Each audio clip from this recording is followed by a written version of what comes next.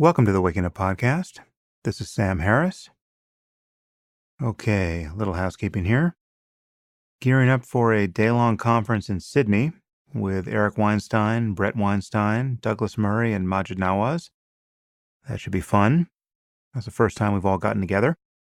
Unfortunately, the conference we had planned for Auckland got canceled, so anyone who bought tickets to that will obviously get a full refund. You should contact Pangburn Philosophy for that. But I am looking forward to going to Sydney. I don't get down there very often, so if you're in Sydney or want an excuse to go there, perhaps from Melbourne or even Auckland, it should be a very interesting day of conversation with those guys. My event in San Francisco with Yuval Noah Harari in September is now sold out, so hopefully if you cared to be there, you got tickets. I may get that audio for the podcast, so stay tuned for that. I'm now going to break for my pre-recorded segment wherein I give my philosophy on funding the show and explain why I don't rely on ads.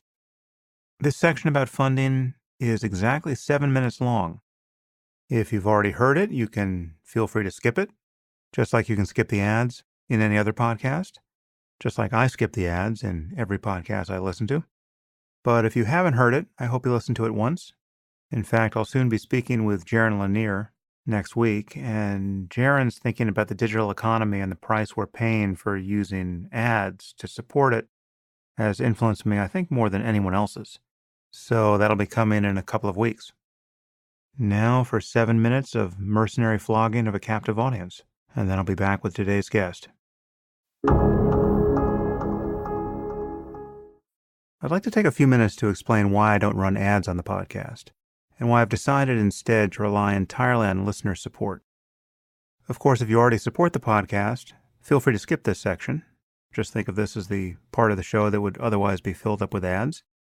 And for those of you who haven't heard me talk about this, or for those who might be regular listeners but feel that I should run ads like every other podcaster, I'd like to explain my philosophy around funding this work.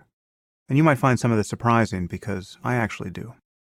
I don't want to run ads here, even for products and services that I love and use myself. And there are many reasons for this.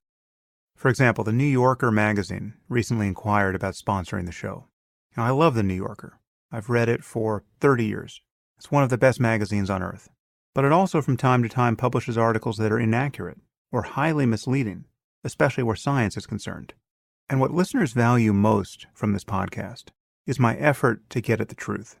You want to know what I really think. And I don't want to create any incentives that could make it more difficult for me to simply tell you what I think. If I were taking a lot of money from the New Yorker, would I be free to say that one of its writers had just published something scandalously stupid? Maybe. But the point is, I don't want to have to think twice about whether something I think is important to say might upset a sponsor. And you don't want me to have to think about that either. My goal with this podcast is to create a forum for honest conversation of a sort that scarcely exists anywhere else. I want to talk about the most pressing issues of our time without looking over my shoulder and worrying about who might be offended. And there's no way I could do that while depending on ads. But that leaves us with a challenge of how to fund the show. Many of us regularly pay $3 for a cup of coffee, and we don't think twice about it. Yet it would suddenly seem onerous to pay $3 for something that actually brings us much more value than a cup of coffee ever could. I'm guilty of feeling this way myself. And frankly, it wasn't until I started podcasting that I saw the situation from the other side. And asking for listener support is something that I approached with real trepidation in the beginning. However, having done it, I've discovered that it's actually the most straightforward relationship I can have with an audience. And that really was a surprise to me. Just think about it. If you want to read one of my books, you have to buy that book before you even know whether you'll find anything of value in it.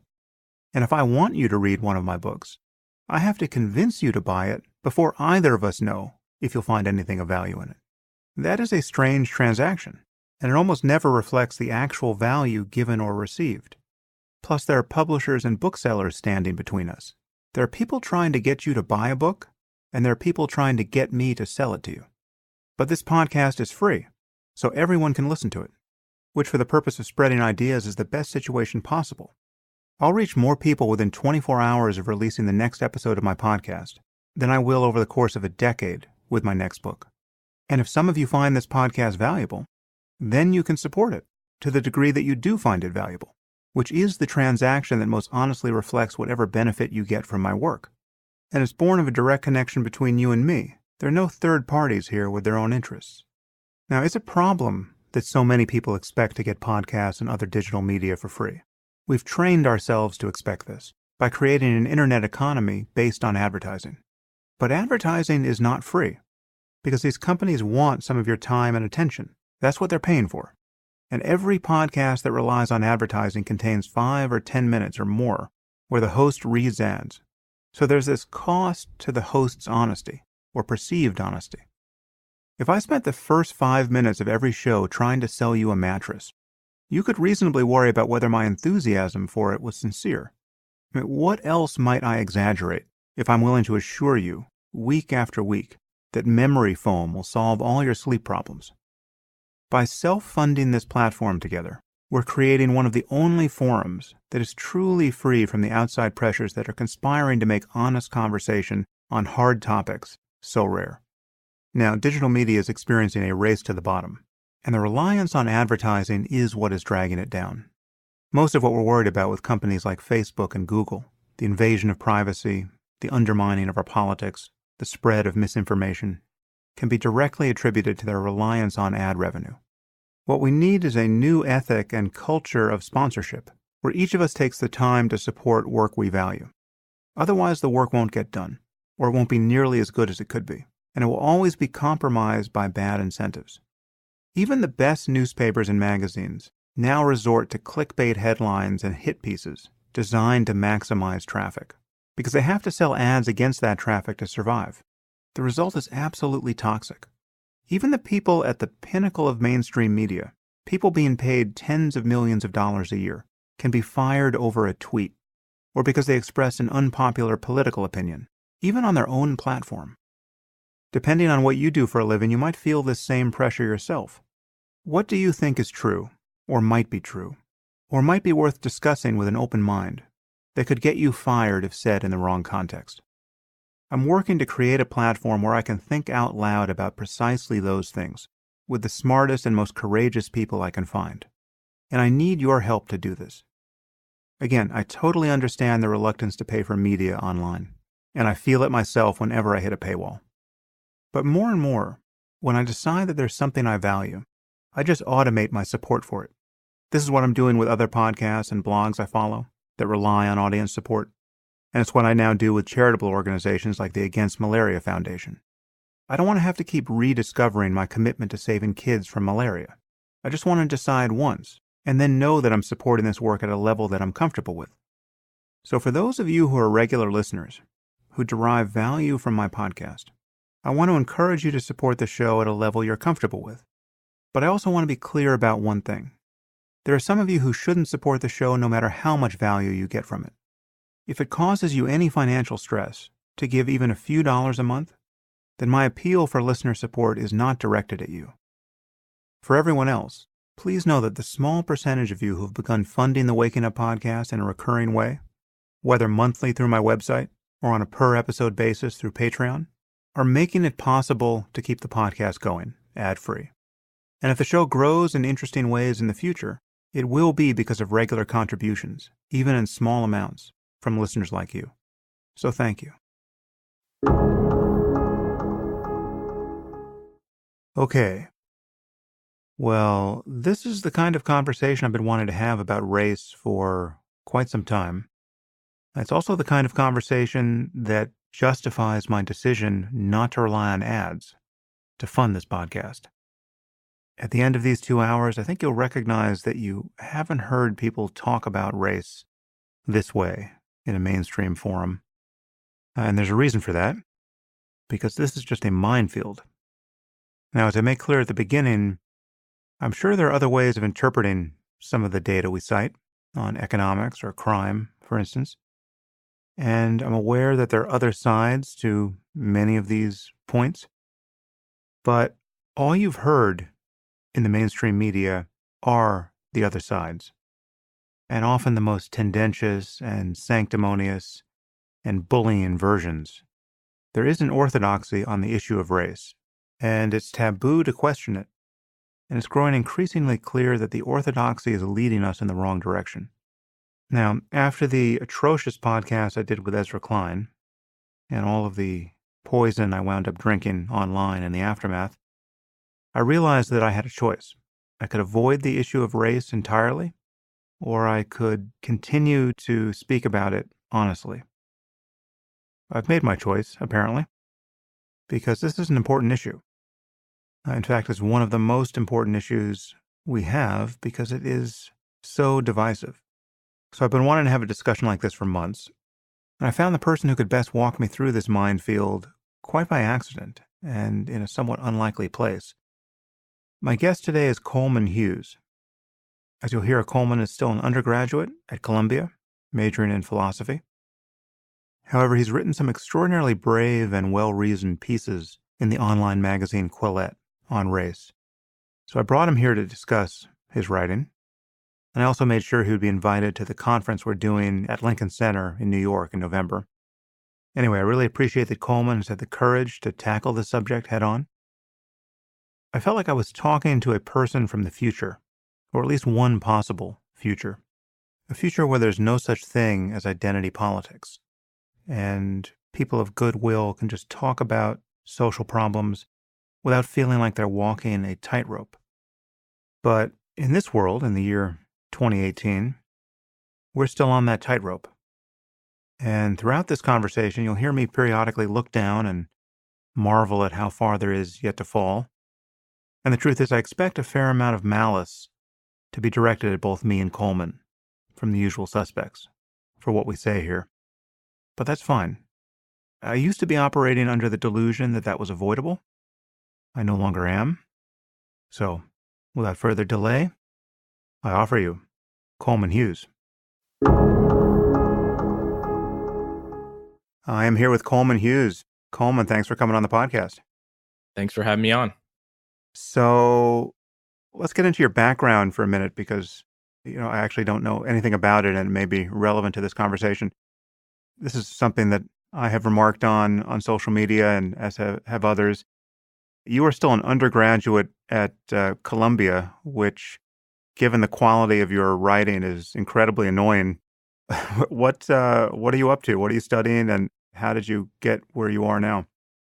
Well, I'm studying philosophy. I have 2 more years to go, but I made my way to Columbia. Actually, it took me a little while to get there. Right out of college, I went to a music conservatory. I went to Juilliard. I was in the jazz program there, set on becoming a professional musician. And I ended up leaving after around a semester when I had a death in the family and took about a year and a half off and then started college properly at Columbia when I was about 20. So I'm 22 and I have 2 more years to go with my philosophy degree there. And what are your interests in philosophy? I like philosophy of mind. I think that was initially what got me into it. Books by Daniel Dennett, like Consciousness Explained. I remember reading that and thinking that philosophy was something that was interesting enough for me to do for 4 years. Yeah, well, so this is the irony here is that we probably won't talk at all about the philosophy of mind, even though it is my primary interest. And, this is going to be a conversation that is framed by the path that we have both taken here, that is a path that I've continued to think about as the path of opportunity costs. Because, the place where you're currently making your mark and where your voice is being recognized as indispensable is on a topic that I think you probably find intrinsically boring, or at least not among the most interesting. And because you're having to endlessly spell out arguments that probably in most cases shouldn't even have to be made. And yet it's absolutely vital that you make them, given how incentivized people are to remain confused on some extremely important topics.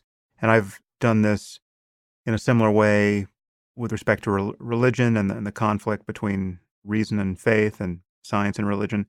I consider almost everything I've written in that area to be a kind of opportunity cost. And it seems to me you're probably doing a similar thing on race. But again, it's very important that you do it because, you have written these 4 articles in Quillette. I think it's 4, right? Yeah, I think 4 in Quillette. Yeah. Which I'll kind of treat as a single text for the purposes of this conversation. And they're among the best things I've read on the topic of race and the problem of identity politics now. And I mean, this is all very much of the moment post Trump. And it's just amazing to have you again as an undergraduate making sense like this. So before we dive in, there may be a few caveats and warnings to issue, but just one question by way of background is how much pushback have you gotten for your views? So I guess I should spell out what may or may not be obvious for anyone coming to this conversation. You're African American, right? Are both your parents black? My mother's Puerto Rican, but most people saw her and assumed she was black. Both my parents are people of color. My dad's African American. So have you gotten a lot of pushback for what you've written? I've gotten a lot of pushback on Twitter, especially for the most recent one. The first few were, there was good comments, bad comments, but this last one, it was like 9-1 negative comments. I've gotten some pushback in real life from people who disagree with me, but I always find disagreements in real life face to face tend to go much better than on Twitter or wherever else online. So yeah, I've Hmm. gotten plenty of pushback. I can imagine you have, and I think I noticed it more for the last one as well. But if the pushback I get for retweeting you is any indication, I think what you're doing is highly controversial. I mean, and it's the pushback I get just crystallizes the problem for me. I mean, so in my world, when I retweeted your last article, I was sincerely praising a person who I had never met, whose writing I admire. And yet on Planet Left, I was uttering racist dog whistles and, probably worse, promoting an Uncle Tom who, for some reason, is producing highly cogent arguments that a white supremacist like myself finds useful. This is the problem because if in my world, retweeting the article of an African American that I agree with, that I think is amazingly well written, is further testimony to my racial bias. There's just no way to dig out from there. And yet, there's a slight irony here because the color of your skin is relevant to this conversation because only someone with the color of your skin could do what you're doing right now. And so, I mean, a white guy can't be writing the articles that you're writing now. And that's not a good thing. I mean, the purpose of this conversation is to figure out how to get to some possible future where all of us can talk about race and try to find some way forward that doesn't leave any of us open for just this reflexive smearing and character assassination that's coming from it predominantly the left here. Yeah, I totally agree with that. And the other irony here is that when you actually poll Black people and ask them what they believe on any given topic, whether it's racial preferences or the influence of rap on society, you sometimes find astonishing results, which would be astonishing to some people, right? We can get into these polls, but for example, Gallup did a poll in 2016 that found that over 50% of Black people said that race should play absolutely no role in college admissions. So clear majority. Another poll back in 2008 found that 71% of Black people said that rap was a bad influence on society. And I'm sure if you disaggregated that by age, you would find my grandparents' generation virtually unanimously hating rap, and my dad's being lukewarm, and then my generation being a little more positive. But nonetheless, none of these views can be racist if the majority of Black people hold them, right? And it's like when I go to my family reunion, there is plenty of disagreement on all of these topics. There's clearly a way in which decrying and rehearsing the history of racism has become a sort of sacred value in the Black community. But poll results show that there's plenty of room for disagreement here just among Black people, and it can't possibly be racist for white people to happen to have the same views as many black people. Yeah, well, that's a fantastic point. Just one big picture caveat before we dive in, and we'll start there with opinion in the Black community. But we'll cite statistics at various points of the sort that you just cited, and let's just acknowledge at the outset that many things here are debatable. I mean, we can cite data that can be, I'm sure, counterposed by other data. We might interpret data in ways that are open to criticism, but the reason why I'm having this conversation is that, one thing seems to me to be not debatable, and it's that if we want to get to a colorblind society at some point, and would be a society where people are actually judged by the contents of their characters, we can't care more and more about race. Clearly, the path forward at some point has to be characterized by caring less and less about it. And that's why identity politics seems like such a dead end to me. But I think we have to acknowledge that, one of the downsides of our having this conversation now is that you and I are both guaranteed to be smeared by the left for allegedly having an agenda that's bad for Black people. Now, I don't know why you would have such an agenda. I know why will be accused of having it because I'm not Black. But we should just acknowledge that this is, I mean, we're having this conversation because we think it's important to have, and we're trying to find a path forward that's good for everyone, Black people included. And we have a vision of what that future would need to look like.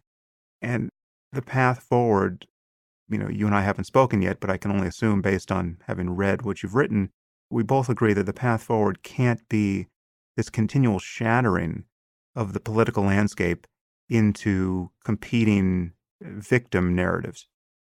So anyway, that's just, I'll flag the masochistic pain we're walking into at the outset, and then let's jump in where you just started, this diversity of opinion in the Black community, which, I mean, frankly, those poll results were surprising to me. I mean, I was poised to agree with everything you were writing, but I'm amazed to know that on many of these questions, like the question of whether affirmative action, to get into college is good, you can find a majority of Black people who think, no, you shouldn't be considering race at that level. Yeah, well, there's a framing effect here too. So if you ask the question, do you support affirmative action? And you ask it that way, you'll get majority support among Black people. And if I'm not mistaken, you'll get a slight majority among white people too. But if you just phrase it a different way, which is to say, if you just give a straightforward definition of what affirmative action entails, you get minority support among Blacks, which is to say majority dissenting, right? So the 2016 poll I just cited, I think the way they phrased it is race, ethnicity, quote, should not be a factor at all in the college admissions process. So that seems to me an utterly clear definition of what affirmative action is.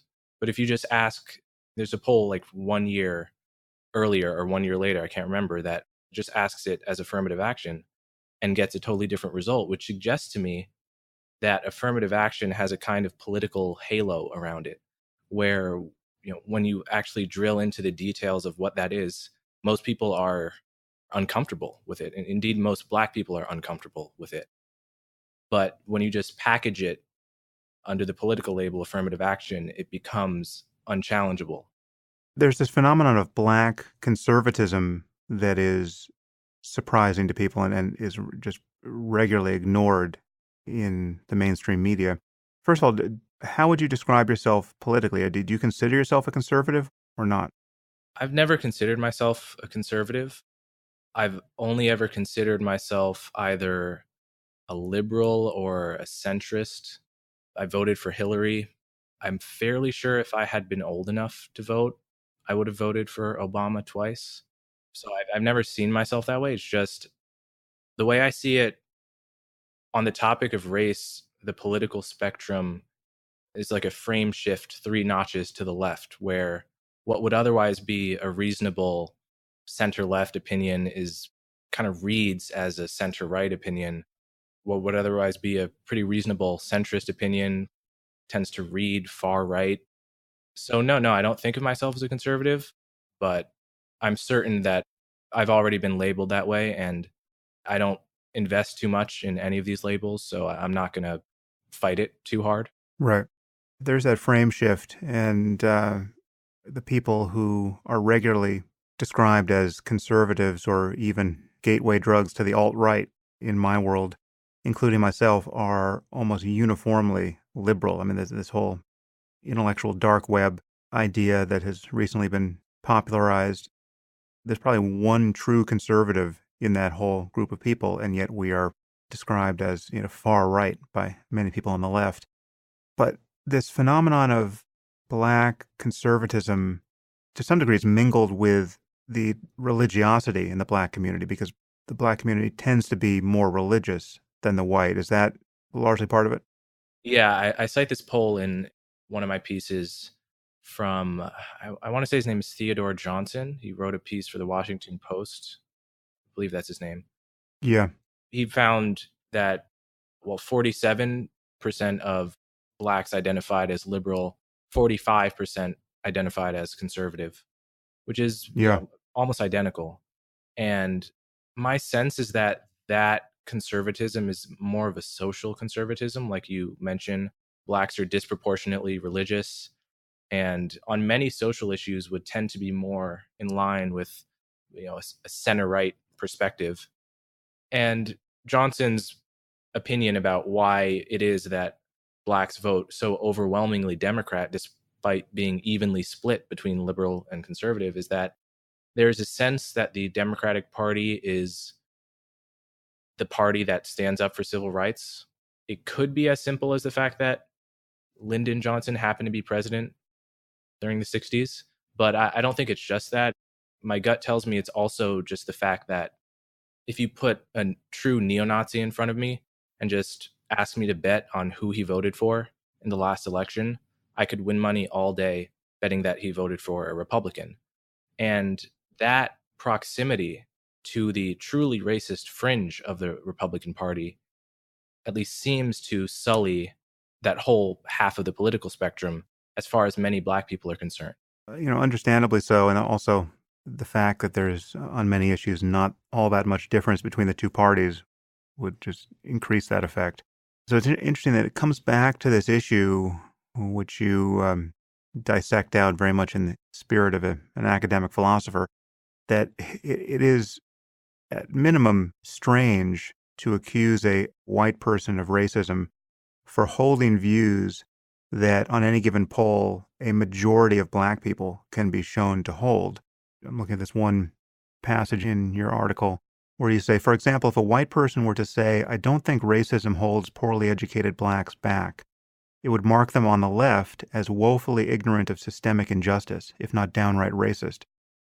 But a 2016 Pew poll found that 60% of blacks without college degrees said that their race hasn't affected their chances of success. If a white person were to say that rap music is a bad influence on society, it might mark them as subconsciously prejudiced in the minds of many on the left. But according to a 2008 Pew poll, 71% of black people agreed with this statement. So, again, I mean, it's possible to hold, I guess, any view, however correct, for the wrong reasons. But the litmus test for racism can't be holding any of these views, which leads me to ask, how should we define racism, in your view? What is the appropriate indicator of racism? When can we be sure we're correctly diagnosing it in other people? That's a very interesting question.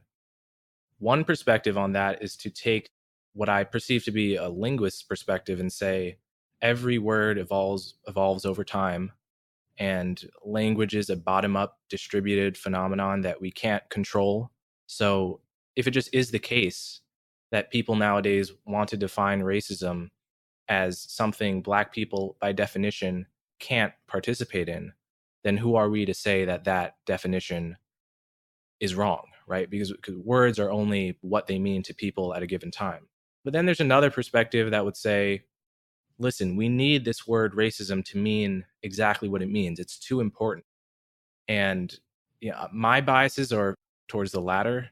I have met I I have people in my extended family that I could only describe as black rednecks in the same way that white people have white rednecks, right? Just people with usually older with just totally retrograde views about how you view other races. So I just it seems silly and a little bit condescending to suggest that black people can't possibly be racists. Although, I'll grant that if you define it that way, then it's just a circular claim. But I guess racism is defined as, in my view, the belief that kind of essentialist characterization of a whole population of people who happen to share ancestry that holds that they're inferior, unfit for friendship and relationships, and just unfit to commingle with your race. I guess that's how I would put it. Well, let's make it even simpler. So what would you consider to be white racism with respect to blacks? What's the bright line there, and how do we know we've crossed it? I guess on some level, you have to go by somebody's behavior. So if somebody walks up to me on the street and calls me the N word in a tone that makes it totally clear that they are denigrating me, that person's obviously racist. And there's just no reason to mince words about it. But if someone behaves in a way that I find objectionable, but hasn't said anything racist, I think people tend to make these kind of subconscious claims about other people's motives. They tend to mind read a lot. And instead of attacking what you say, they impute motives onto you. So, what is the bright line? I guess it's just behavior that is clearly racially skewed. I mean, you could look at an instance like the Starbucks fiasco recently, where two black men were arrested for going into a Starbucks, not paying for anything, asking to use the bathroom. And it just seemed like it was too quick. The fact that the worker at Starbucks called the cops on them, it just seemed too quick to not have been racially motivated at all. And on some level, we just can't know. So it's hard to actually be agnostic because the incentives are just to have an opinion, right? If you go out on Twitter and you say, well, I don't know, I actually don't have an opinion on whether that was racist, then you'll be accused of equivocating about racism, downplaying it. I think in many instances, it's just wiser to actually be agnostic until you know the facts. Yeah, well, I totally agree there. With respect to that case, I simply don't know enough of the details. I mean, so much of this is based on people's behavior and just the kind of crime that has been suffered in that neighborhood, and, the awareness of all the people involved. I mean, I don't know who the barista was and, how street smart they were or not. So you can imagine two extremes where it's just straight up racism based on the conscious racial prejudice of the person working at Starbucks, or it could have been a totally plausible judgment call based on 1,000 cues that are very difficult to describe consciously, but which at a glance people can take in, when they're feeling afraid of other people. And there's just no generic solve for all those situations. And it's not even the case that skin color is never relevant, or race is never relevant in those situations. We'll talk about crime in the black community at a certain point and no doubt receive some punishment for even having that conversation. But, there are many cases where being a white guy looking a certain way should put other people on their guard for a higher possibility of crime. I mean, the example I've used before, which is by no means far-fetched, is, I mean, if you see a couple of, white guys with shaven heads and the appropriate tattoos standing in the parking lot of a black church, right? Those guys suddenly become very interesting because of their race and because of their haircuts, merely to be standing where they're standing from a crime prevention point of view. To tell anyone, who's working in a store or, just living their lives, that they can't use those kinds of intuitions, which are driven bottom up by the statistical reality of crime in our world, it's enforcing a kind of dangerous stupidity on people. And yet, given the environment, I'm sure we're there where people are feeling like they can't act on intuitions, which in the moment can be totally valid. Yeah, I agree. I think the brain is a pattern finding machine, and it is a highly politically incorrect pattern finding machine. And if in your personal experience you find statistical regularities with regard to what types of people look a certain way and how they tend to behave, you will form a kind of, a kind of alarm in certain situations, whether you want to or not. It's really not up to you. And there have been some interesting cases where, for instance, Black people have themselves admitted to, if they live in a certain high crime area, let's say, where they just notice that the people who tend to commit crime tend to look a certain way, right? They tend to be Black. Let's just stipulate that in this particular area, that is the case statistically, right? That you could, if you heard someone had just committed a robbery in this particular city, you could win money betting that that person was Black over someone who was just betting by chance. And just like, we could just say 100 years ago, you could have said the same about the Irish and the Italians. You could have won money all day if you heard that there had been a murder, betting that that person was Irish, for example, rather than German American. So these trends change over time, but it's nevertheless true that we tend to form impressions and biases in situations not based completely out of thin air, although some stereotypes are totally out of thin air. Others are just rooted in observations, right? So there have been instances where prominent Black leaders have admitted to, having a fear, right? If you're walking in a certain neighborhood at a certain Well, time, Jesse Jackson, there's that famous Jesse Jackson quote, which is right? among the more honest things Jesse Jackson has ever said. Yeah. And there was also virtually the same quote by a former president of Spelman University, Spelman College, whose name I'm blanking on, who said virtually the same thing. Do you remember the quote? No, I don't remember it off the top of my head, but the thrust of it was that essentially I sometimes fear Black men. Yeah, I don't have it verbatim, but the gist of it was, this is the Jesse Jackson quote. He said, I'll tell you what I'm sick of. I'm sick of walking down the street at night, hearing footsteps behind me, feeling the fear, feeling the hair stand up on the back of my neck, and turning around and seeing that it's a white guy and feeling relief. That's basically the quote. And I'm sure he got a fair amount of pain for having said that. But I mean, the reality of, maybe we should just touch on the reality of crime in the Black community just so that we don't sound delusional here. But the statistics on Black violence, which is almost the totality of the crime problem there, in large measure, it's the totality of the crime problem in many urban areas that have high crime problems. I can pull up those specifically, but do you have some stats off the top of your head? Yeah, I have the FBI crime data here, just the national data. I think the latest year for which it's available, 52% of homicides were committed by Blacks, and that number has been relatively stable over the past 2 decades. It's hovered right around half basically every year. And you could just state it in reverse too. 50% of the homicide victims are also Black. So it's a problem perpetrated primarily by Black people, and specifically Black men, and specifically young Black men, and also suffered disproportionately by young Black men. For instance, there is data from the CDC that shows that if you look at Black men ages 15 to 34, the number one cause of death is homicide. And even that slightly understates it, because you might say, I'm sure the majority of that is in the younger half of that age distribution. But it's actually the case that if you disaggregate it, if you just go from 15 to 19, number one cause of death is homicide. 20 to 24, still the number one cause. 25 to 34, still the number one cause. And that's a fact that can't be said about any other combination of age and ethnicity.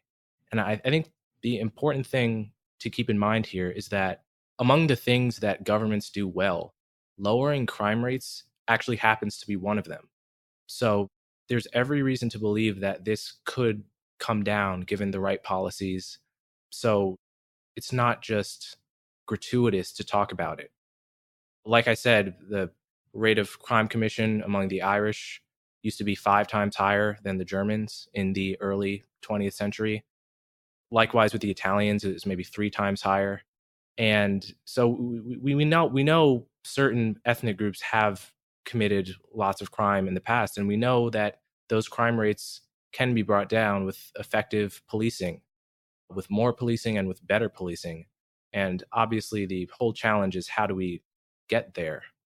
But it's going to be very hard to get there if we can't even mention the statistics that describe the problem. Yeah, and they're actually a little arithmetic makes them look a little bit worse, specifically for young black men, because African Americans make up about 14% of the population. And as you say, they commit and suffer at least half the homicides, but virtually all of this falls to men rather than women. We're really talking about, 7% of the population committing, half the murders against, largely the same 7% of the population.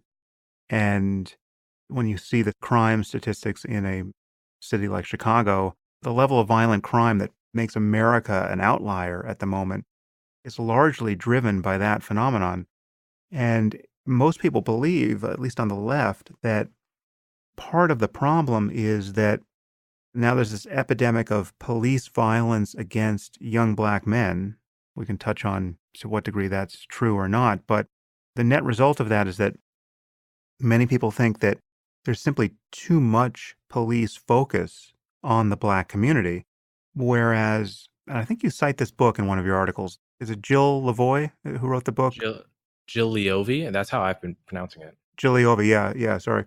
I remember Glenn Lowry recommended that book to me, and her argument was that what you actually find in certainly in urban, gang-ridden areas in America, in the black community, is that it's a failure of policing. It's the wrong kind of policing. It's under policing of homicides, and we're talking about the consequences of the worst crimes virtually never getting solved and murderers walking free, and everyone knows they walk free, and so you get this unwillingness of anyone in the community to cooperate with the judicial system to put the most dangerous people behind bars, and then you get this over prosecution of petty crime, which is, obviously terrible for any community and has been especially bad for the black community. I mean, as you say, there it's very hard to argue that just less police attention is the solution here. Yeah. The way I think of it is this way. If an alien from Mars came to Earth and studied the past 10,000 years of human history, with regard to homicide rates specifically, they would find the homicide rate in South Central Los Angeles and inner city Chicago and St. Louis and New Orleans. They would find that to be the norm. And they would find the homicide rate in Cambridge, Massachusetts, or other places where it's extremely low to be the exception to the rule. They would find that to be the phenomenon to be explained. I take Steven Pinker's line in The Better Angels of Our Nature that much of the way this is explained is the state monopoly on violence, which is the police coming into town. The stereotype is of the sheriff coming into town, and that's a true stereotype, right? Homicide and retributive violence is just something that young men tend to do everywhere on earth until they can no longer get away with it because there's a police force that punishes crime, specifically violent crime, swiftly and effectively and reliably. What's happened throughout history is that we have to remember eugenics was a totally mainstream progressive orthodoxy in the first half of the 20th century. So the attitude towards policing black communities was essentially to let them kill each other as an almost a form of population control, right? Yeah. So what happens there is that a culture of honor is allowed to survive, whereas white communities got the benefit of more reliable policing, where black people, if someone kills someone and you're their brother, now you have to retaliate, or else you know you lose face, and there's just a never-ending cycle of retributive violence. Yeah, and that was explicitly stated. I mean, I remember reading some racist material of the time that, yeah, I mean, just, let them all kill each other was essentially the view of the white community with respect to black violence. And yeah, it's one of these painful ironies that the left is getting this part wrong to great consequence. It's not that, again, this is what's so toxic about this topic. To even discuss the disparity in the crime problem is controversial. Your motives are impugned to even touch this topic, and yet how could you possibly improve life for people in the black community if you weren't going to squarely focus on this disparity? Right. Right. Like I said, there's no reason to suppose that it has to continue on this way. If we just assume that in the year 2050, the crime rate has continued to drop, because it has been dropping, especially in the 90s, it dropped precipitously. And just ask, what did we do to get there? It certainly isn't not mentioning the statistics at all. That I can say for sure. And on the charge of racism, is it racist to notice in FBI data that whites are more likely to drive drunk than blacks and more likely to violate public drunkenness laws? I mean, you could wonder about why that is. I mean, there could be 100 different reasons why that's the case, and that could be an interesting research question. But if it's not racist to mention statistical disparities that seem to be unflattering towards whites, how can it be the same? How can mentioning the same kinds of facts when they're the other way be racist? Well, so we'll talk about the origins of these problems and then the path forward. And the interesting thing is that understanding the origins may not actually indicate the path forward, or in many cases may be irrelevant to finding the appropriate path forward. And this will be interesting and controversial. But there are two paragraphs you wrote in one of your pieces that summarize the political dynamic here that worries me. And I just want to read those two so to kind of frame this part of the conversation. This is you now. Given America's brutal history of white racism, it is understandable that the pendulum of racial double standards has swung in the opposite direction. Indeed, it is a testament to our laudable, if naive, desire to fix history. But the status quo cannot be maintained indefinitely. Cracks in the reparations mindset are beginning to show themselves. And this is me now, the reparations mindset being the idea that because racist policies and systemic racism has created this problem, the remedy must come in some form of reparations from the government or policies or the white community to fix the damage here. Now back to you. Whites are noticing that black leaders still use historical grievances to justify special dispensations for blacks who were born decades after the end of Jim Crow, and many whites understandably resent this. Asian students are noticing that applying to elite colleges is an uphill battle for them, and are understandably fighting for basic fairness and admission standards. The majority of blacks themselves are noticing that bias is not the main issue they face anymore, even as blacks who dare express this view are called race traitors. As these cracks widen, the far left responds by doubling down on the radical strain of black identity politics that caused the problems to begin with, and the far right responds with its own toxic strain of white identity politics. Stale grievances are dredged up from history and used to justify double standards that create fresh grievances in turn. And beneath all of this lies the tacit claim that blacks are uniquely constrained by history in a way that Jewish Americans, East Asian Americans, Indian Americans, and countless other historically marginalized ethnic groups are not. In the midst of this breakdown in civil discourse, we must ask ourselves, academics, journalists, activists, politicians, and concerned citizens alike, if we are on a path towards a thriving multi-ethnic democracy or a balkanized hotbed of racial and political tribalism. That just captures our moment perfectly, in my view. It's just, you and I are all too aware of what's happening on the other side of this conversation, this ridiculous and retrograde eruption of white identity politics, and, in the sharpest case, white male identity politics. And it's easy to see this, an amplification in other forms of identity politics, to be thought on the left to be the only possible response to this. But again, coming back to the basic fact, if we want to get to a society where everyone is treated as an individual capable of taking any opportunity they can take, at what point do you start treating people as individuals rather than as symbolic representatives of any given victim group? Yeah. One point I would say there is I totally agree that the identity politics of the left can affect an equal and opposite identity politics on the right. If you look at someone like Jared Taylor, for example, who I don't know exactly how to describe him, but I think white identitarian, perhaps white nationalist. If you just look at the argument he makes, basically his entire argument is listen, look what black people get to do. They get to organize around the variable of race politically. He'll say things like, the Black Congressional Caucus vets every bill that goes through Congress, not for its effect on America, but for its effect on blacks specifically. And then he'll just make the next logical leap. Why are white people the only one who don't get to do this? Now, that argument is based on a false premise, namely that identity really matters. But once you grant that false premise, the rest of the argument is pretty sound, and that's not good because then it's likely to be compelling to some number of young white men. The other point you bring up is a point about sort of history and blame, right? So if you take a white murderer and a black murderer, who just hold everything constant in their lives, right? They've committed the same heinous crime.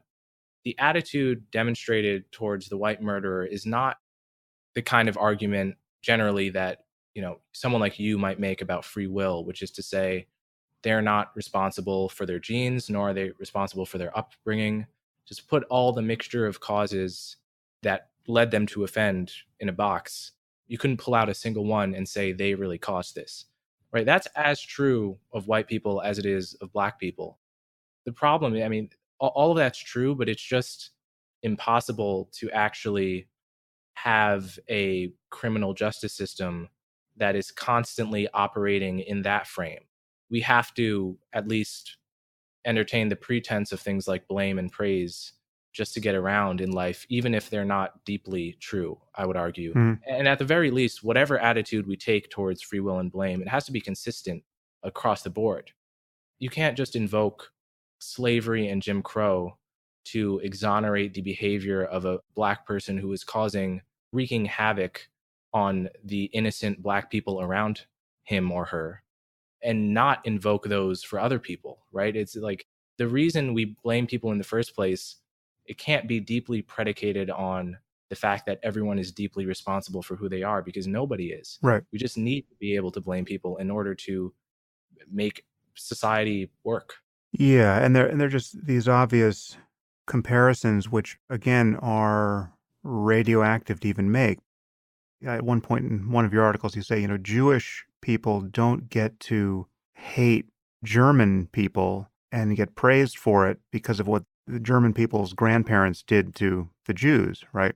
This is one of these disparities that you point out where in the work of an author like Ta-Nehisi Coates, you can see expressions of what would be recognized to be racism in anyone else, but in Coates, he's canonized for it.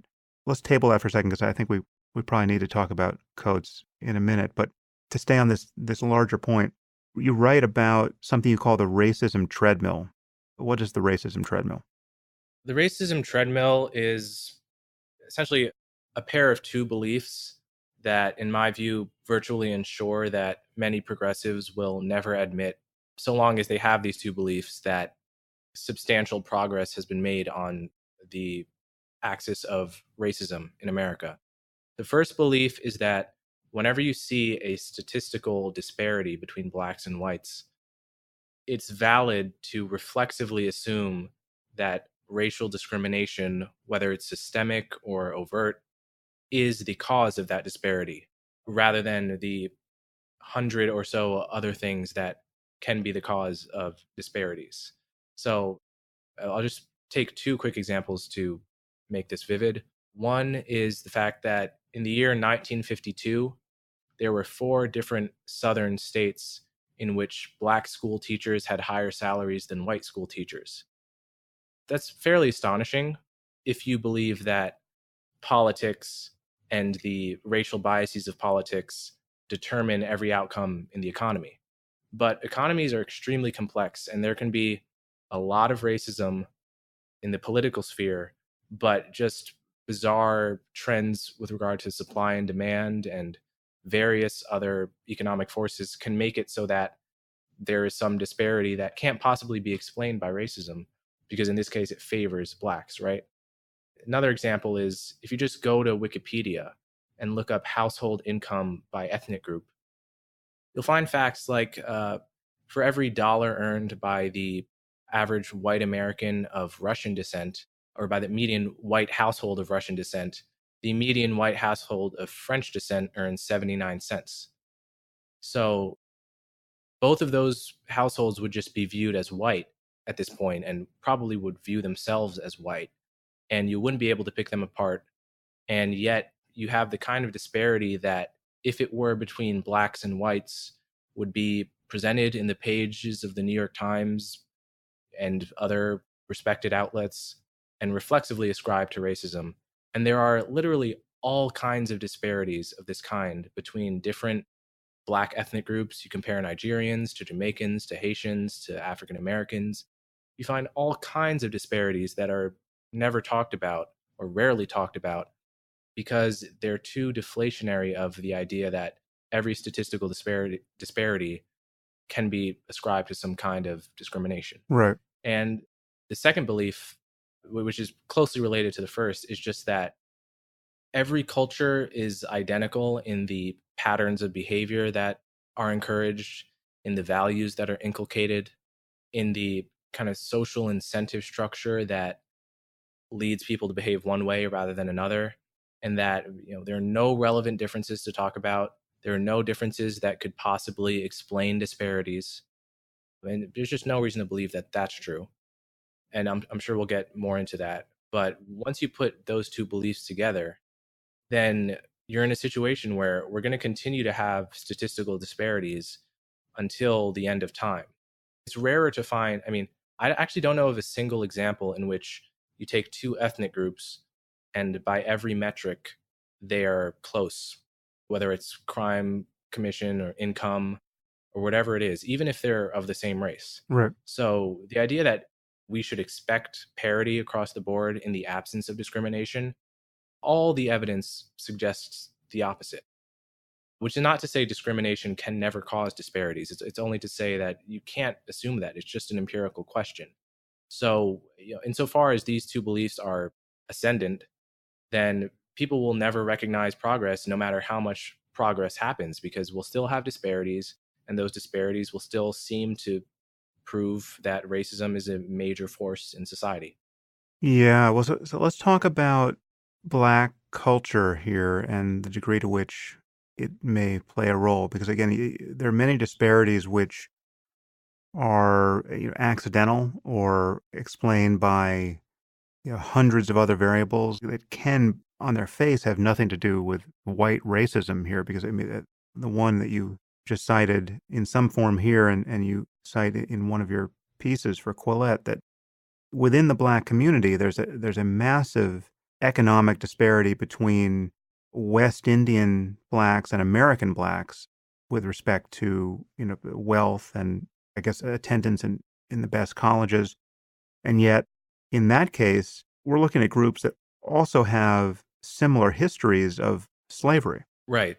In fact, West Indian blacks have, by all accounts, a more brutal history of slavery. Although, in some ways, it's been argued that though for example, the infant mortality rate in the British West Indies was much higher than in America, in other ways, there were more advantages because blacks grew their own food and were sort of allowed to be entrepreneurial in a way that American blacks weren't. And it's reasonable to wonder if that had any cultural long-term consequence. But you're right. Yeah, the cultural differences between West Indian blacks and American blacks go back 100 years. So there's a great essay by Thomas Sowell entitled "Black Rednecks and White Liberals," and he cites data from the 1920s looking at blacks in Harlem living in the same exact neighborhood. And it was the case that West Indian blacks owned the majority of stores that were black owned in Harlem, even though they were by far the minority. I'm looking at the figures right now from your own piece. Though they comprised only 8% of the U.S. black population in a 2010 census, 41% of African Americans attending Ivy League schools were of immigrant origin in 1999. And then I think the financial data is that West Indian black families were out-earning American black families by 58% and even out-earning the national average income by 15%. And I guess this is from Sowell as well. And he says, neither race nor racism can explain such differences. Obviously, these groups are both, quote, black and also subjected to whatever ambient level of white racism they were subjected to. Let's just step back for a second defensively. What do you do with the fact that people like Sowell have been so successfully demonized on the left as having his own weird axe to grind? I've lost track of the main angle of attack against him, but if you use his name or some of these other people you've cited, we'll talk about Amy Wax in a moment. She's just plutonium on the left, as is someone like Charles Murray. How do you think about that with respect to writing a piece like this? Well, it's interesting that if I hear someone criticize Thomas Sowell, I never see them quote him, because there's not even, I mean, I must have read 10 of his books, something like that. And there's really not a single sentence that you could even lift out of context to make him seem self-hating or racist. I mean, the guy's an economist. He's highly analytical, highly empirical. There's just, I mean, it's telling that he's just never quoted in criticisms of him, either because people aren't reading his books or just because there's actually nothing damning to find there. I would argue the same about Amy Wax. I've read her book about race and I thought it was fantastic. Anyway, so do you want to just go back to these Yeah. disparities between? Let's talk about a disparity that is, on its face, fairly innocuous and suggests something about the role of cultural preference here. I actually have the text in front of me from your article, but you could just summarize it if you want. This difference in the percentage of professional baseball players who are black versus professional basketball players who are black, and the fact that in the first case, that this organ of liberal ethical omniscience, Vox, determined that this had to be the result of racial bias in Major League Baseball, or that, white fans want baseball culture to stay white. How do you think about baseball versus basketball?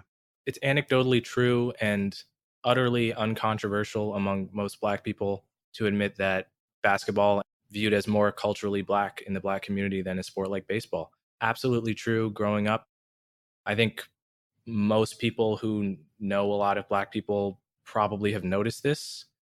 And, it's unclear why that would be taboo to mention. It's also unclear why that wouldn't have consequences, for the racial makeup of organizations like the MLB and the NBA. Right. But that's just a paradigm example of a cultural difference creating a massive disparity that everyone who watches these sports is noticing every time they watch the sport, and there's no one sounding the alarm. There's a kind of maybe professional narcissism creeping in here where journalists, who are always highly educated, will assume that everyone in the world must value education as much as they did. It's actually not true. A lot of people care more about sports than they do about writing. And, you just can't jump from seeing a statistical disparity in the world of education, for example, to going to discrimination. And it's telling that people, I mean, rarely do this, although Vox somehow manages to with something like baseball. You make a point about culture in one of these pieces that is very important to make because you say, I think, that culture has a life of its own and that blaming culture for a disparity that may be a consequential one that we want to rectify, I mean, a disparity, say, in levels of crime, blaming that culture is not the same thing as blaming individuals. No individual is responsible for the culture that got hammered into his head from the moment he or she was born.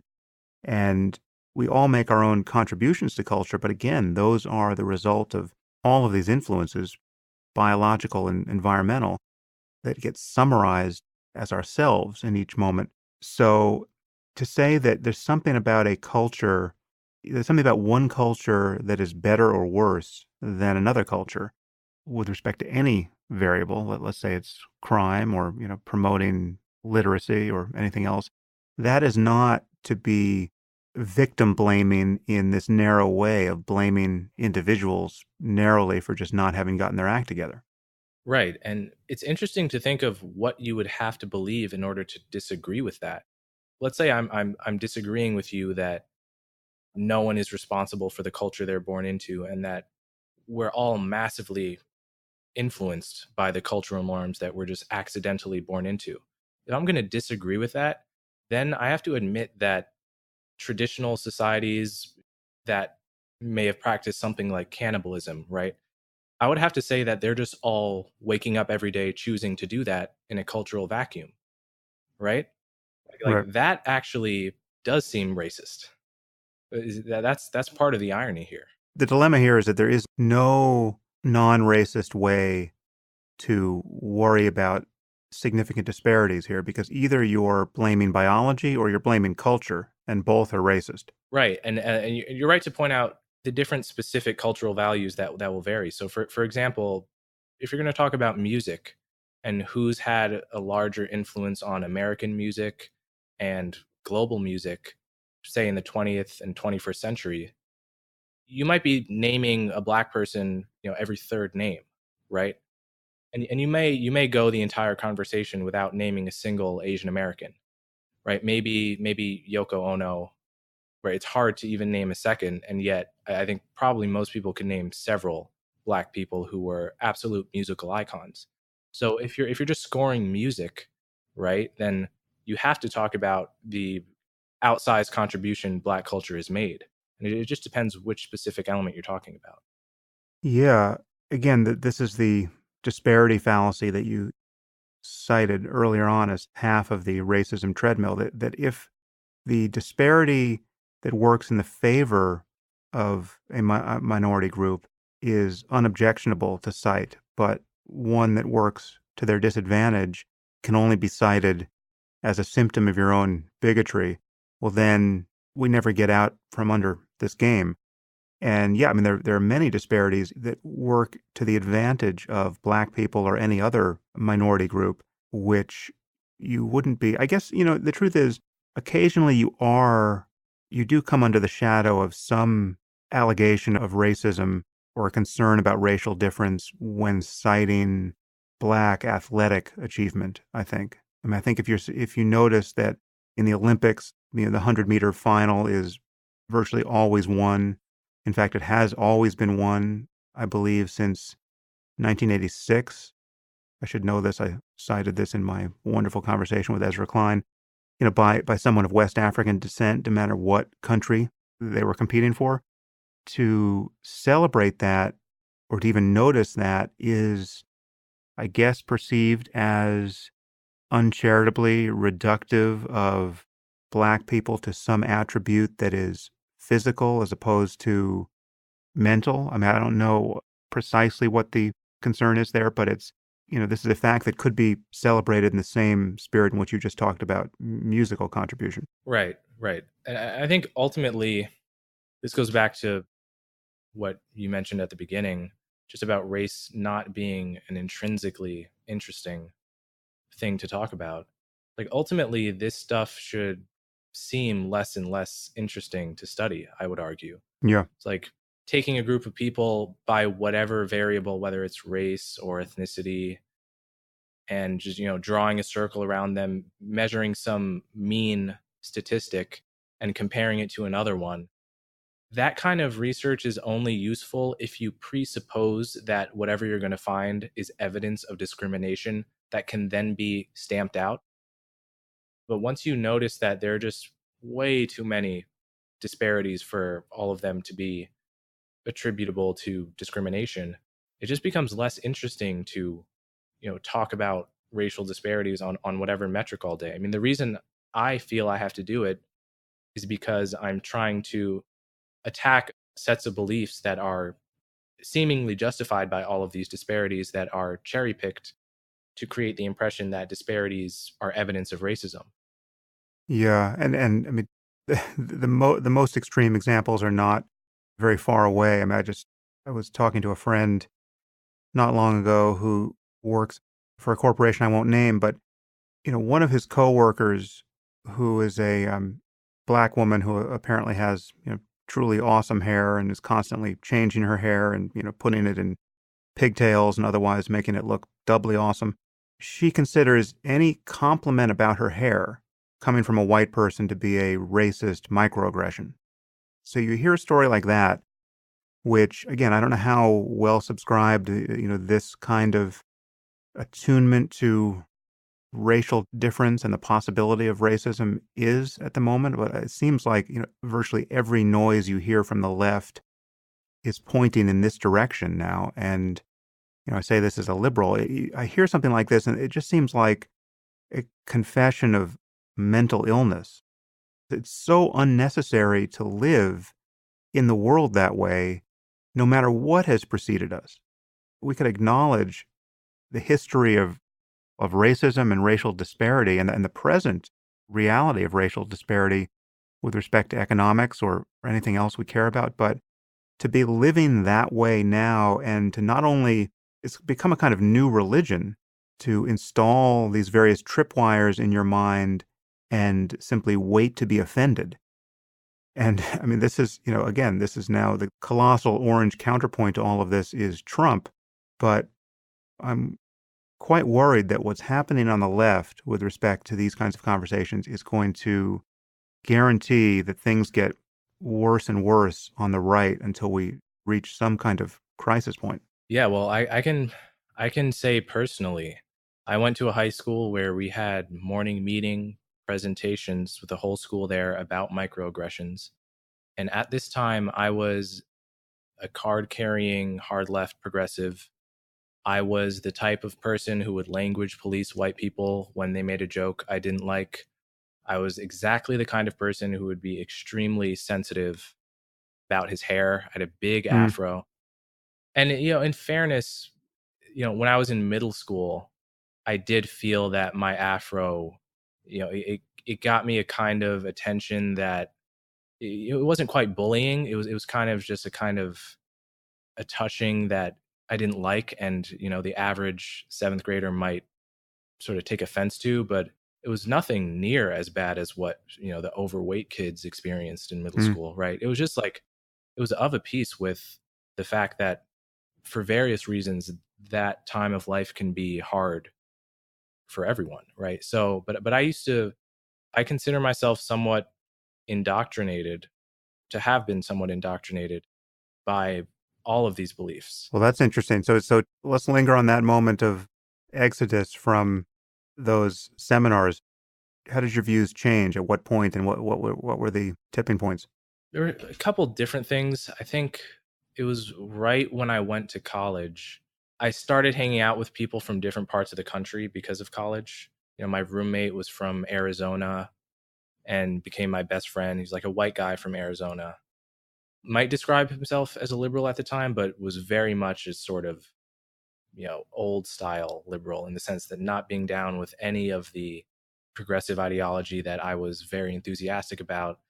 And when you become really good friends with people like that, and you just notice that they're not evil, it can be a profound change of frame for you, right? Because like before, I would literally view my social life, in conversations on topics that were at all controversial, very much through the intersectional frame, because it was the only framework on offer to me as a person who cared about ideas at 17, 18 years old.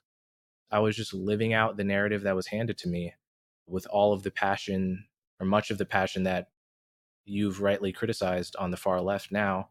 And a mixture of talking to people of different perspectives after having become friends with them for other reasons, a mixture of just actually hearing the arguments against my position by listening to podcasts and reading books, because I'd never heard the arguments against far left views, presented charitably as if they weren't coming from Nazis. So it's just both. It's the social aspect and the intellectual aspect. Yeah, well, that's interesting because hence the point we just made about the influence of culture. I mean, what we're talking here about with respect to intersectionality is the influence of various ideas and cultural ways of talking about these issues. And also, your experience in college does advertise rather well for the importance of having a diverse student body. This takes us to issues like affirmative action and whether diversity is such an important goal that we should be, making it harder for Asians to get into Harvard the way we have been apparently for many years. And I think one figure you cite is that Asians have to score 450 points higher than blacks to have the same odds of being admitted into the best colleges in the U.S. And now, famously, there's an Asian, I think, class action suit against Harvard. How do you think about affirmative action? Let's just take the college case because it's so close to the story you just told. What do you think about the importance of diversity and the importance of fairness, and those two values being in apparent conflict with respect to admissions into the best schools? Yeah, it's definitely a tricky question, and I'm not one to totally write off diversity completely. I would rather see it become more about income diversity. If you could just transfer all of the racial preferences into income preferences, the effect, because blacks are disproportionately poor and Hispanics as well, the effect might not be all that different, but it doesn't seem right for someone like me who grew up upper middle class to need, a racial preference, to get preference over an Asian in New York City who's extremely poor, right? There's this New York Times editorial a few weeks ago about integrating the elite high schools in New York. And there was kind of a throwaway line in there that said, many of the Asian American families who populate these schools scrimp on essentials like food to pay for test prep. And the tone of this article suggested that Asians somehow had an unfair advantage, right? Right. Yeah. In the same article that it just said they were scrimping on food to prepare for test. I'm just not comfortable, penalizing Asians for the past behavior of whites. We can get into the evidence of what affirmative action actually does, right? Because you have to distinguish the principles that motivate the policy from the effects of the policy. It's not at all clear that it has been a net good just for blacks, right? There's the mismatch effect that Richard Sander, I believe is his name, the UCLA law professor, has documented, where you're putting black kids who would do very well at, say, a second tier school into a first tier school, and the professors are teaching to the middle of the class, and you're making that black kid much more likely to drop out, much more likely, if they went in going for a STEM degree, much more likely to switch to a less demanding major. There's one study from the 80s that studied black MIT freshmen, or it might have been all undergrads, black undergrads, that found that while they were in the top 10% of math scores nationwide, the average score was in the bottom 10% of math scores at MIT. Right. So they like, by any objective standards, these are some of the smartest kids in the nation that could do well at many good schools. But you might worry about the effect that has on stereotypes when everyone is noticing that the black kids in class tend to do worse. You could worry about what that does to the attrition rate, because the same study found that close to 1/4 of black students at MIT didn't graduate. There's more evidence to get into here Mm-hmm. if you want to, but Yeah. Well, so that point you just made about black students in STEM areas that are put in the most competitive context based on affirmative action, and it's not serving them. That's a point that Charles Murray made on my podcast, for which he was, savaged as a racist. So, I mean, the data are whatever they are. I mean, Well, I can just cite something here because we have the natural experiment of California, which passed Prop 209 in 1996, which essentially gutted affirmative action overnight. And what happened? I mean, there were doomsayers predicting that the rate of Black college graduation would go down. There would be too few Blacks and Hispanics graduating and enrolling in the first place. None of that happened. Essentially, everything that would be predicted to happen by mismatch theory essentially happened. So the proportion of Blacks and Hispanics who went on to graduate in 4 years went up by 55%. Even the total number of Black and Hispanic bachelors went slightly up as a raw number. And the proportion who graduated in 4 years with STEM degrees went up by 51%. And then, at a school like UC San Diego, the GPA gap between Blacks and whites all but closed. That's the one natural experiment we have, and it seems fairly conclusive. and your point about class, I think, is great because if you were biasing with respect to class, you would be accomplishing several things at once. One, you would actually be giving an advantage to people who have been disadvantaged because, being poor is obviously a disadvantage, both with respect to resources and with respect to time. You would, as you point out, be, by definition, grabbing more Blacks and Hispanics because more Blacks and Hispanics are economically disadvantaged. And yet you'd be able to use the same criteria for admission so that, the Blacks and Hispanics that would get through the door there would be every bit as good with respect to test scores and GPA and all that as the Asians and whites they would be competing against. And so you wouldn't have this effect at the end in the classroom where people would find themselves in the wrong class essentially because they were put there based on a quota. I got to think that experiment's being run widely somewhere. Well, there actually is. Amy Wax just published a great piece about the different educational programs that are being used at the middle and high school level to try to improve outcomes for Blacks and Hispanics, and one is the income integration model. You just look at income and you take Blacks and Hispanics or anyone from a poor background and put them into a school in a middle class area insofar as there's one close enough. And the evidence there is mixed. It's not entirely conclusive that that would be good at the middle and high school level, but it could have much better results at the college level. Certainly better than using race as a criterion. Okay, well, let's talk about Amy Wax for a moment because I don't know Amy. We've never met. I think we've exchanged one email about something, but, I've admired her conversations with Glenn Lowry. I think they've had really amazing conversations on his podcast. But she has been just defenestrated in liberal circles for having said that very much on the point we've been discussing. She's worried that, she virtually always sees her Black students in the bottom of the class, in the bottom half of the class and not, rarely in the top half, I think is more or less what she said. And, that is tantamount to expressing racism, in her job. And then, many people have worried what would be the experience of a Black student obliged to take her class at, I think, University of Pennsylvania Law School. But she has this thought experiment that you reference in your most recent piece. She calls it the parable of the pedestrian. Yeah, let's start a chapter on Wax and her parable here, because the parable is quite useful for framing a discussion about how history, whatever is true there, may be a poor guide to how to chart a path from the present to a future we all want to inhabit. Backing up a second, I think when they ask, what is it like to be a Black kid in Amy Wax's class, who's heard her say that, I totally grant that that could be deeply uncomfortable.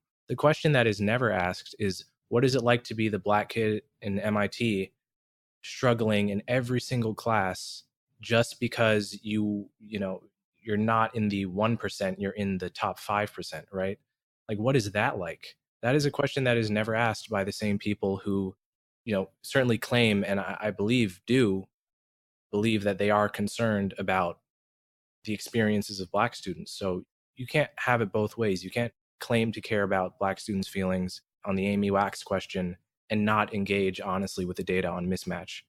So going to her parable, the parable of the pedestrian, which is just imagine that a pedestrian gets hit by a car.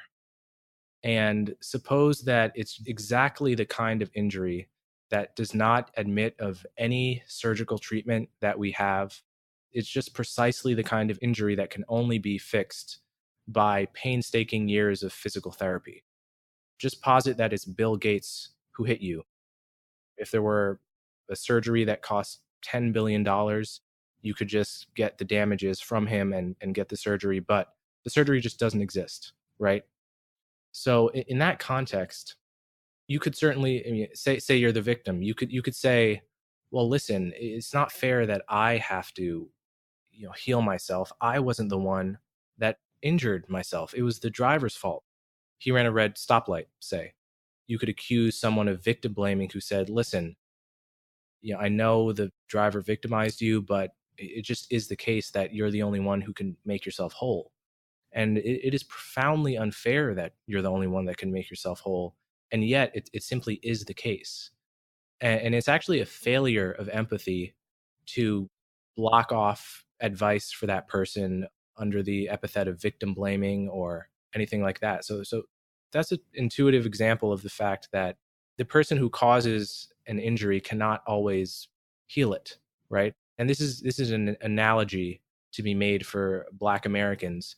So just stipulate, I'll just grant for the sake of argument that every cultural element of the Black community that I might want to talk about and criticize, just grant that it is the fault of white people in some way, shape, or form, or history, or historical racism, the legacy of slavery, Jim Crow. I mean, I don't actually believe that that's true, but I can just grant it for the sake of argument.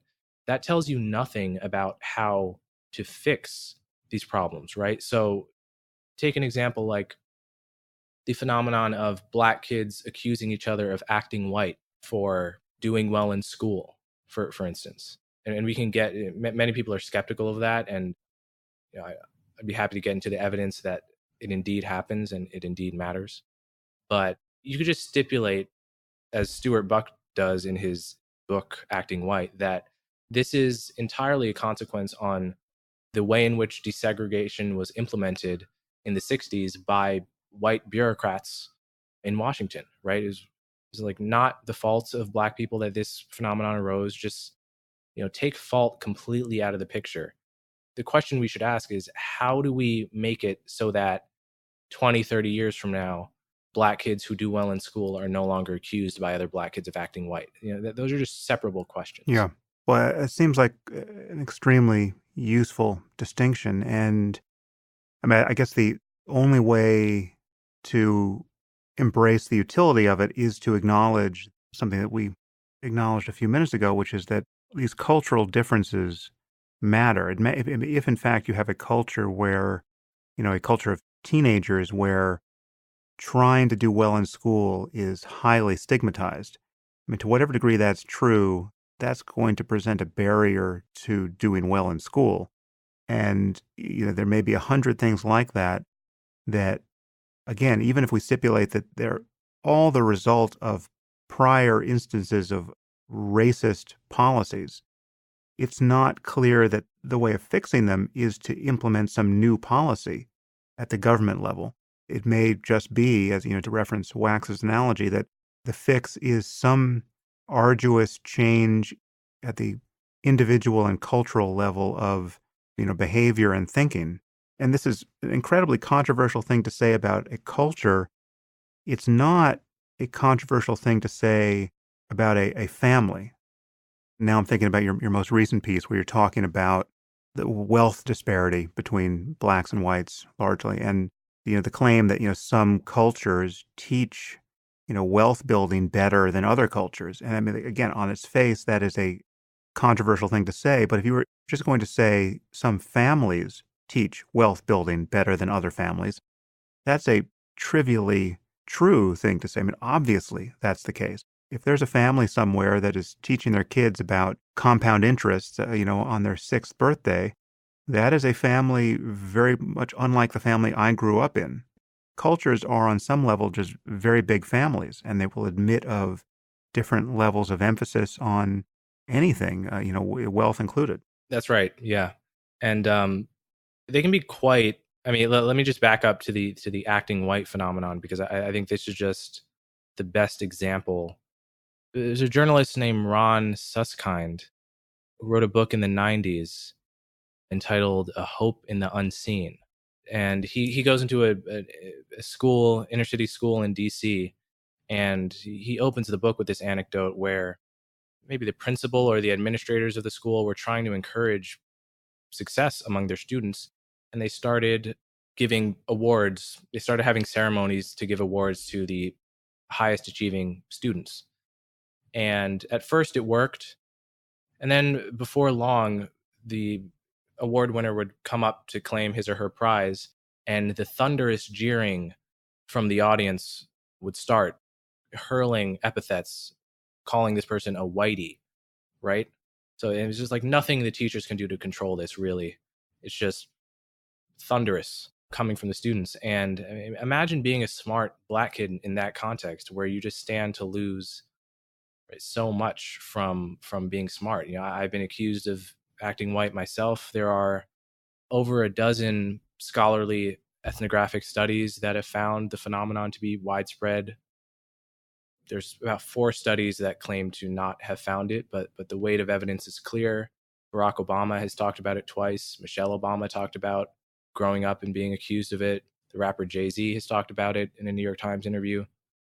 In any case, like, I would bet all the money I have that there is nothing analogous to the acting white epithet in the Asian American community, for instance, right? Where like an Asian American student stands to lose enormous social status among other Asian Americans for doing well in school. Yeah. I mean, you can go further than that. We know there's the opposite bias, Right. certainly at the family level. And that's true of so many cultural groups that have succeeded beyond their numbers in those areas. I mean, like, Indian Americans and the Jewish community. I mean, it's like no one has ever suffered among Jews for being too successful academically. And that's a stereotype about Jews that would be so. Right. And I guess we can get into the spending aspect of culture too, which I Well, I cited in my yeah, let's talk about your last piece that proved the most controversial. I don't know if it was the most controversial because of the subject matter or just because you're now becoming more well known and people are noticing what you're writing. And this is the fourth of 4 for Quillette. But what was that piece, and what's your general thesis there? My general thesis there is that we have this fairly staggering racial wealth gap. It's 10-to-1 racial wealth gap between blacks and whites. And the income gap is nowhere near that high. So it's useful to distinguish between income and wealth. As wealth accrues over generations, it's often handed from parent to child, or at least some of it is. And it has a lot to do with what you do with your money. And I've just noticed, scholars like Mirza Baradaran, Richard Rothstein, and Ta-Nehisi Coates have been talking about the wealth gap pretty often lately. I don't go too long without seeing some article about it.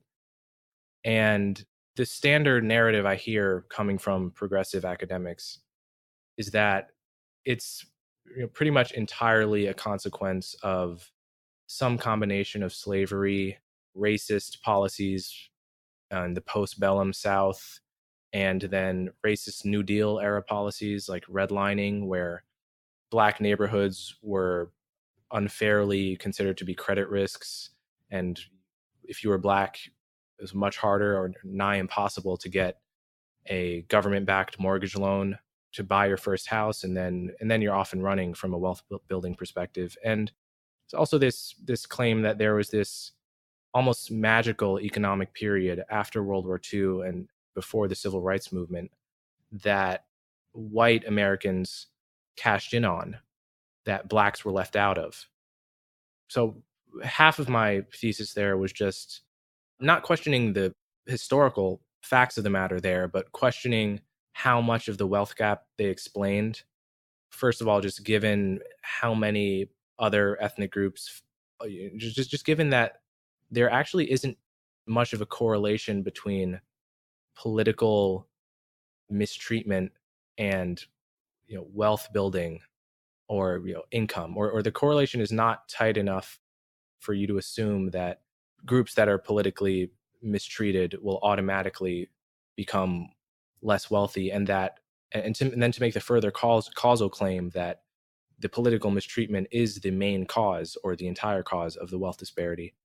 I also partially challenge the historical claim here, just based on how much economic progress blacks made between 1940 and 1960, which I thought just was given short shrift in many of the progressive accounts of that era of history.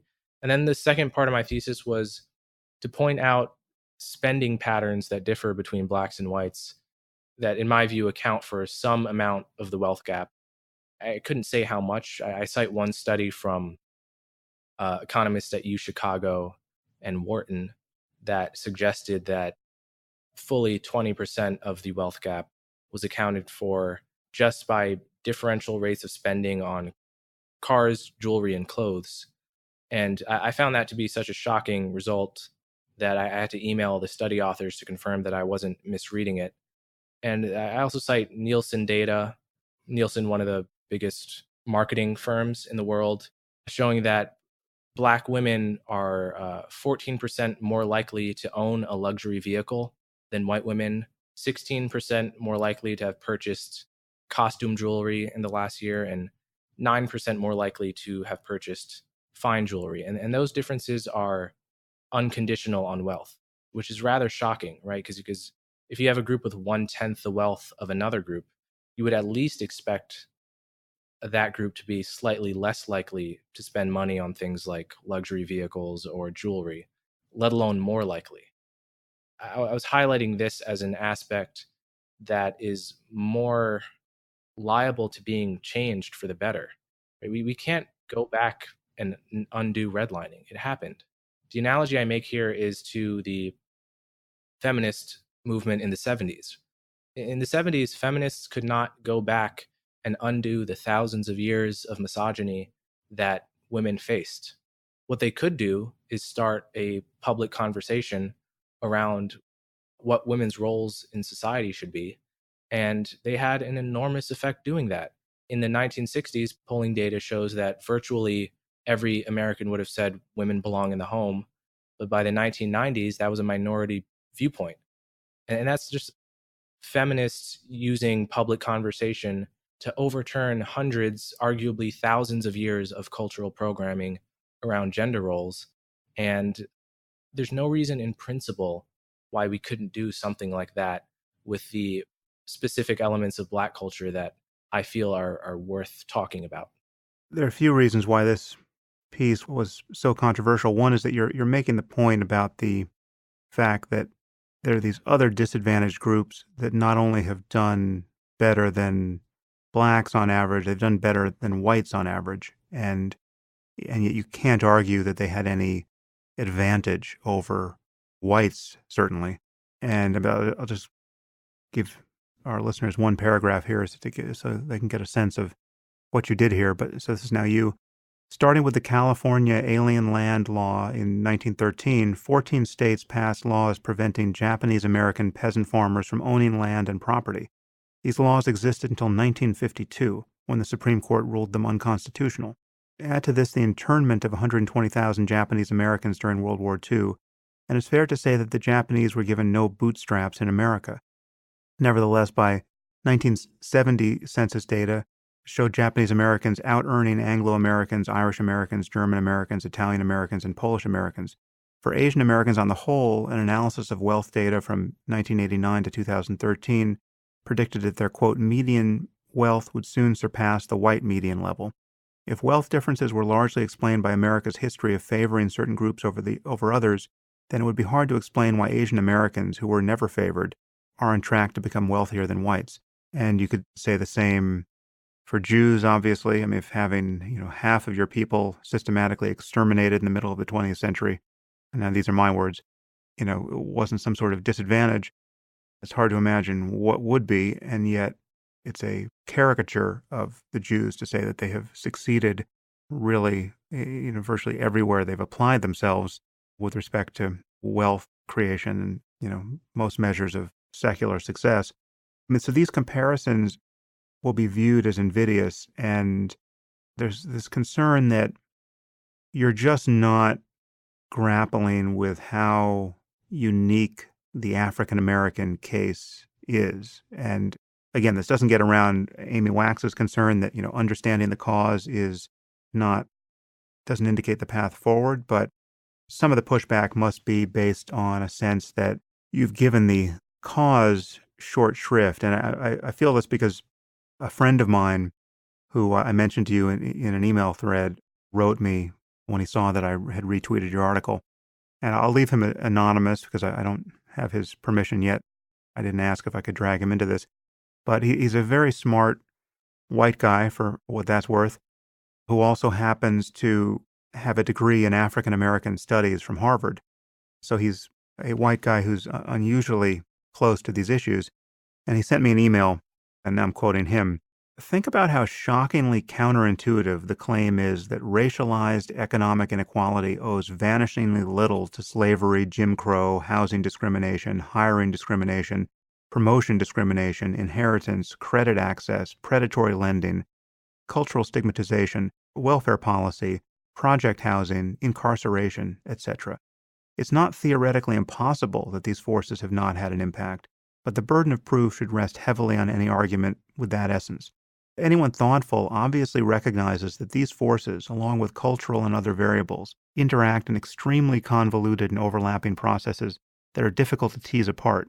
Of course, if we're able to create a race-blind society, knowing how to unwind the racialism of the society we've inherited requires interrogating this complexity. We need to know what to fix if we're to remedy the perennially negative outcomes. Suggesting that the remedy simply comes down to blacks getting their shit together culturally is condescending and simplistic on the surface. That was the end of his reaction. So, I just tee that up for you. How do you respond to that concern?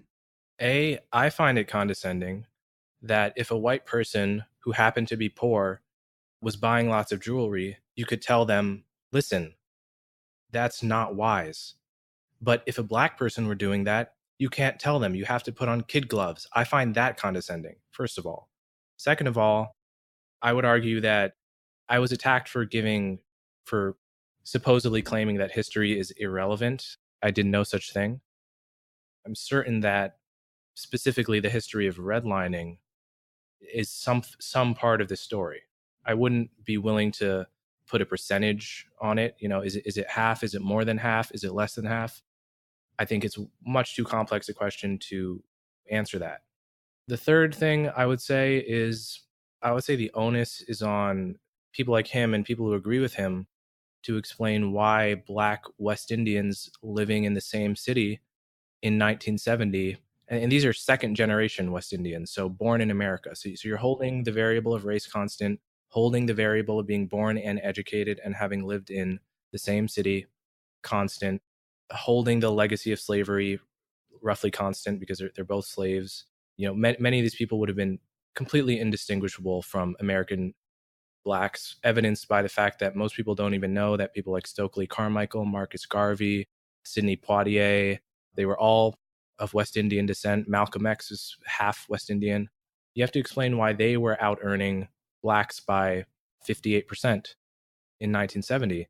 Likewise, I think there's a way in which, well, let's just, as a thought experiment, imagine that Jewish Americans were doing very poorly by economic standards. And let's say that the history was identical. The Holocaust happened exactly the way it did. Pogroms happened the way they did. The laws that had quotas on Jews in the American Ivy Leagues happened precisely the way they did. But for whatever reason, Jewish Americans, instead of being the second highest earning income group, were somewhere at the bottom of the list. And someone came along and said, well, listen, I think there are some cultural factors here at play. Imagine how they would be jumped on. How dare you ignore the legacy of the Holocaust and pogroms and the anti-Semitism in America?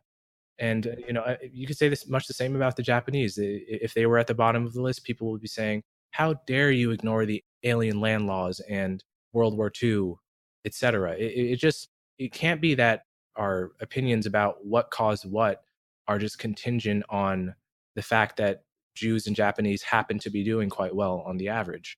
So that would be my response to that. The other thing, I think fundamentally what this comes down to is differing theories of what wealth is and how wealth is built, and whether politics comes before economics or whether economics tends to come before politics. So the poverty rate for blacks was 87% in 1940. By 1960, that had dropped to 47%.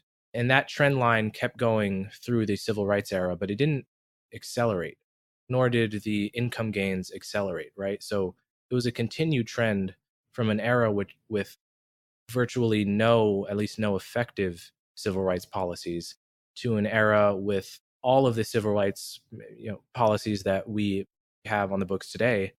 And yet, if you just look at it from an economic point of view, the trend lines were virtually the same, in some respects better before the civil rights movement, in terms of blacks entering professional occupations at a slightly higher rate.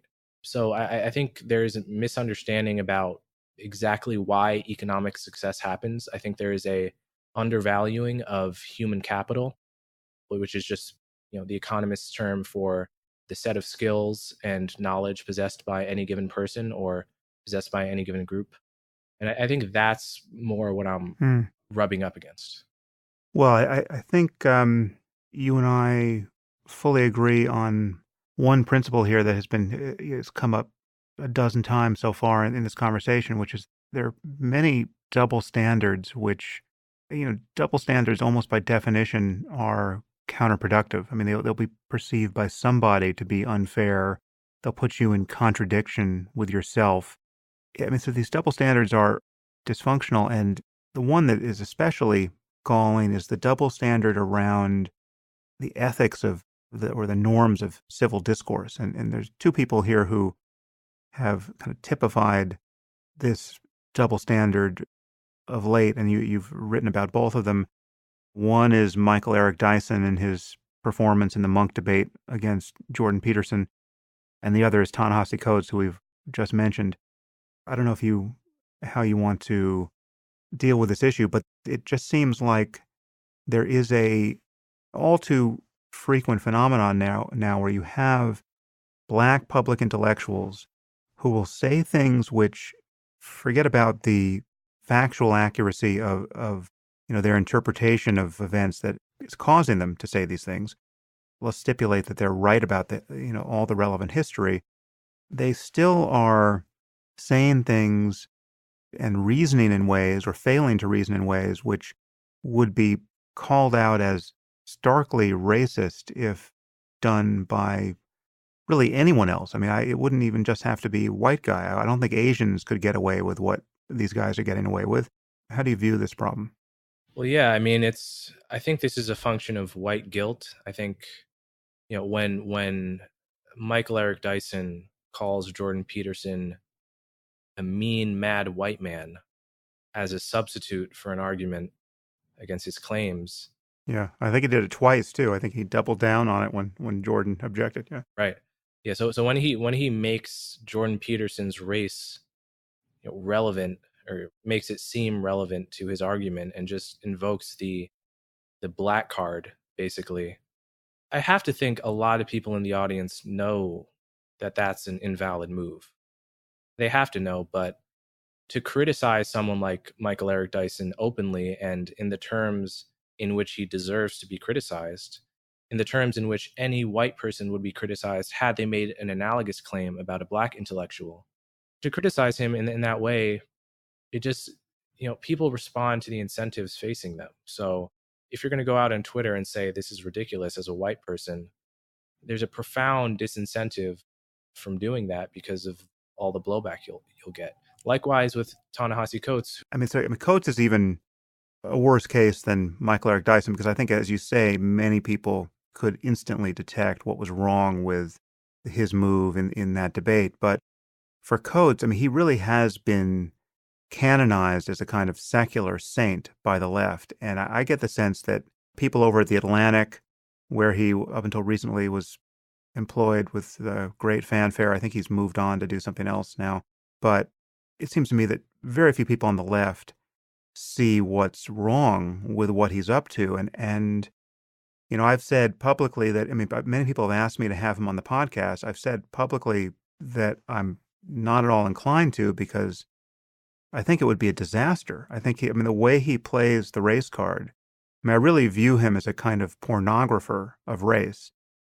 What he's doing is he's giving voice to his own personal pain, which could be legitimately earned, no doubt, but he's broadcasting his psychology onto the world and declaring that that's the world we live in, and not only that's the world we live in, that's the world we'll always live in. And it seems like, his white audiences think that the only appropriate response to this is just, masochistic assent to it.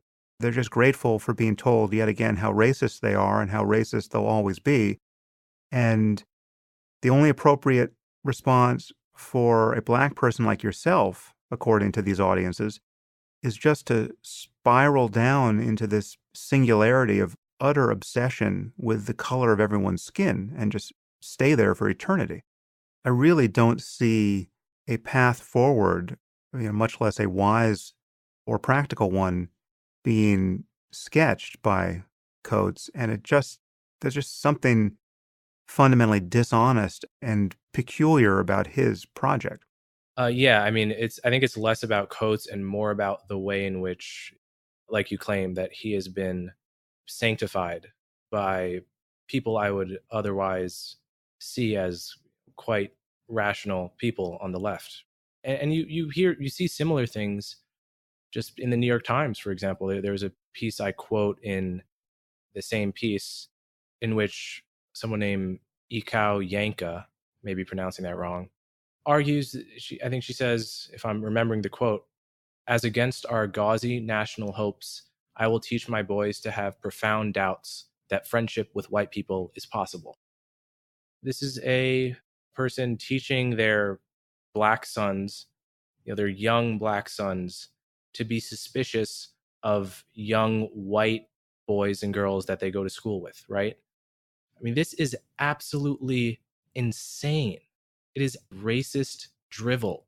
And it's also, this is so bad to me. It's doubly bad because children tend to be much more rational about race than adults. Like, it's not till you get to the teenage years that people tend to self-segregate or really care about race all that much at all.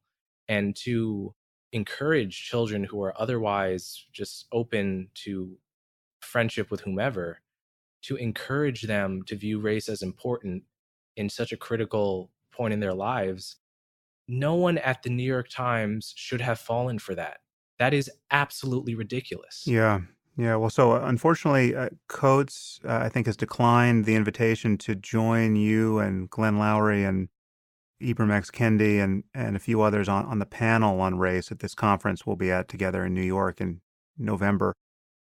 My disinclination to have him on the podcast is not synonymous with my disinclination to see him talk in public about these issues with people qualified to rebut him. It's just the optics of having a white guy repeatedly get slammed with his, what I would consider, disingenuous racial maneuvers was something I wanted to decline, but I very much wanted to see you and Glenn talk to him and others on that panel. But the panel will be no less incendiary and interesting for his absence, I think. I think you'll find a lot to debate with some of the remaining panelists.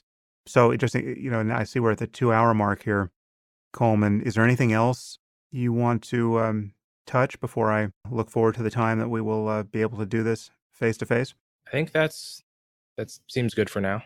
Well, again, you are absolutely ahead of the game in every respect because you're writing so beautifully and clearly. And I think I called you eloquent, and I think I called you restrained also in that tweet, and I also got hammered for calling you restrained. Like, I don't know what the person was reading into that, but what I meant was that the chief sin of someone your age that virtually every writer, whatever their talent has at your age, is to be overwriting. You've got none of that. I mean, so it's just so beautiful to see you dealing with these issues.